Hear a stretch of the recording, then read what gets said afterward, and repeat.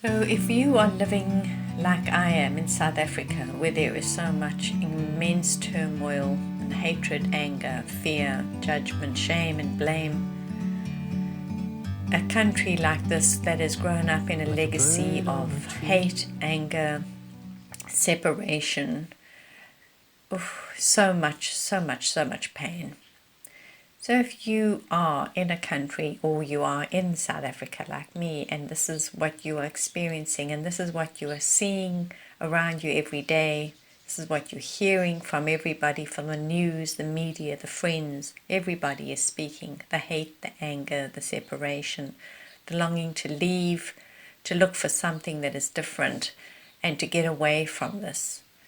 Well, part of that is right. Yes, we do want to get away from this. We do want to not play in this field of irritation, anger, and hatred anymore.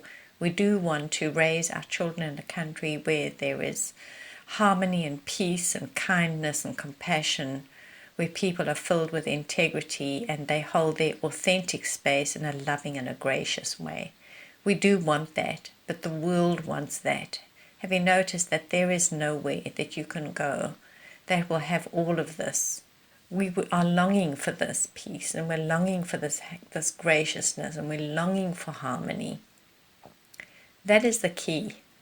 That which you are longing for is being called forth from your heart. The greatest weapon that we have is not to have a weapon. We have a desire and a longing, a knowing inside of us that there is something else, and that is awakening. And for those of you who are living in countries and places where there is great contrast, torment, that awakening is happening quicker and quicker. We are the most unusual creatures as human beings. We wait until that very last minute, and then we suddenly realize, and then we suddenly awaken. So why don't we not wait until the last minute? Why don't we choose this to be the minute that we are going to awaken, and that we are going to change who we are as beings and as we are as species? Why don't we listen to the calling of our heart and the aching and the yearning for all that which is filled with light and love? Why don't we start there and start to bring it in, start to call it in from our heart? And instead of placing ourselves in separation and anger and hate, instead of that, we hold a place where there is light and love and graciousness, tolerance and understanding. None of this stuff arrived just yesterday, just last week, just last year. All of this hate that has been accumulating has been doing this for thousands of years. Humankind has been in the greatest struggle of all time, trying so desperately just to survive. And survival energy is the lowest vibration in which we can play. We are called to defend and deflect and hate and destroy and kill and take, get before anyone else takes it, just so that we can survive. And so, yes, we have survived. Now we are here. We are human, and we are beings, and we are all here together in this great, big, beautiful earth. Here we are together. Do we still have to survive, or can we say we've done that part? We have survived under great stress, against all odds, immense odds.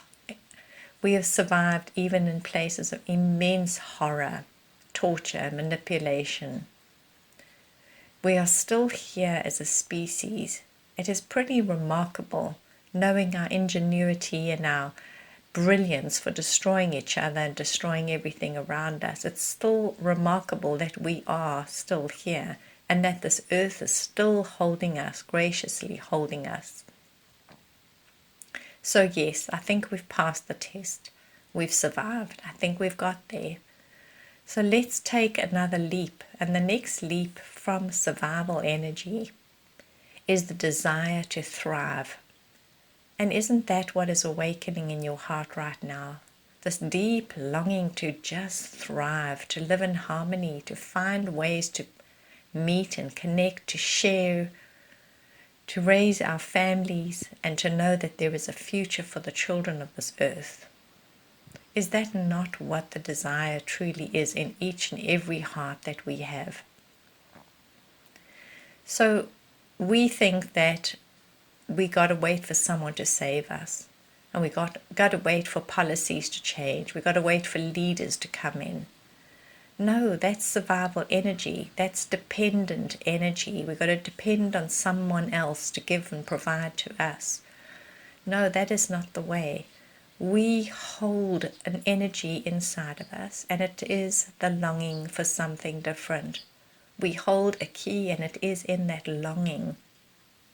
So when we are activated and we are longing for something, heart and soul, the next step is to make a commitment to that.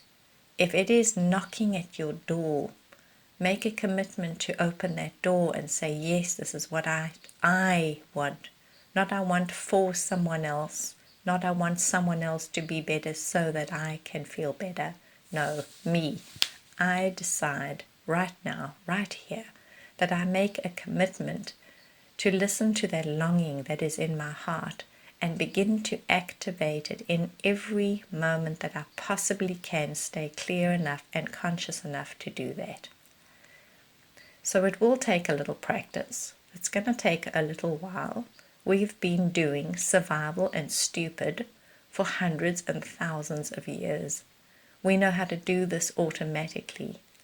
And that is the pity, because automatically into a default setting, we start to behave in the way that is of survival. So a little training, a little commitment, a little clarity, a yearning. We will gently remind ourselves that we are moving. Like turning a dial on a radio and choosing another radio station, we are starting to choose something else. What would you choose right now if you knew that the choice you are making will directly affect all life and life to come? What would you choose?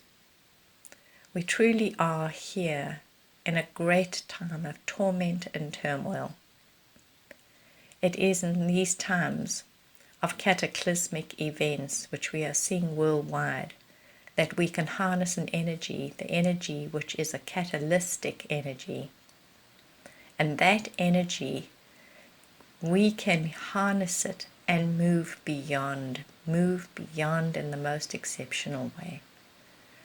For those of you who understand frequencies, energy, this is more powerful than any weapon.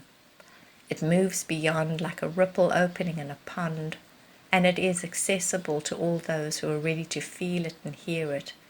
It connects into our inner mind.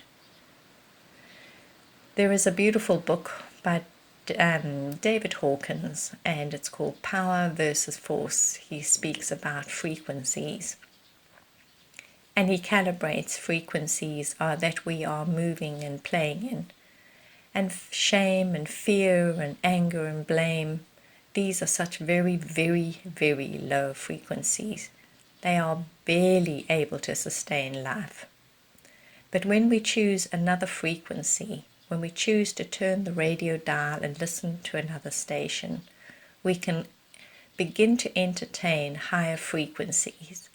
And when these begin to signal like a radio station, they will be felt and heard in our areas of being.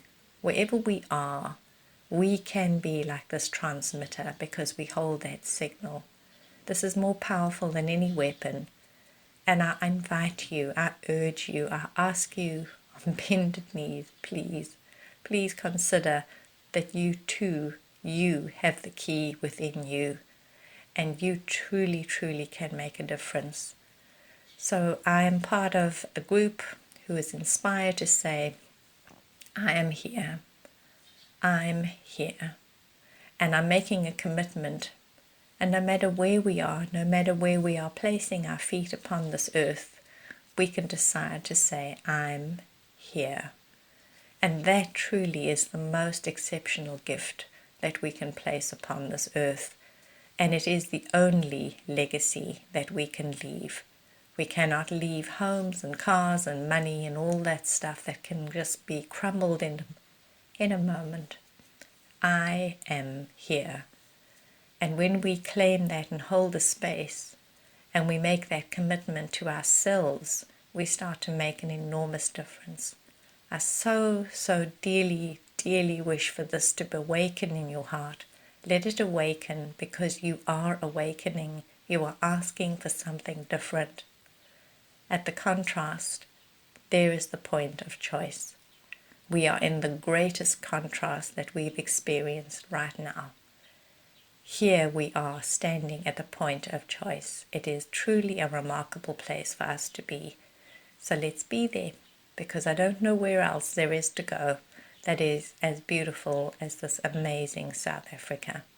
So for all of us who are here in this amazing, beautiful, glorious country, let's make a commitment and let's see where that goes. We've tried everything else. Why don't we just do this one?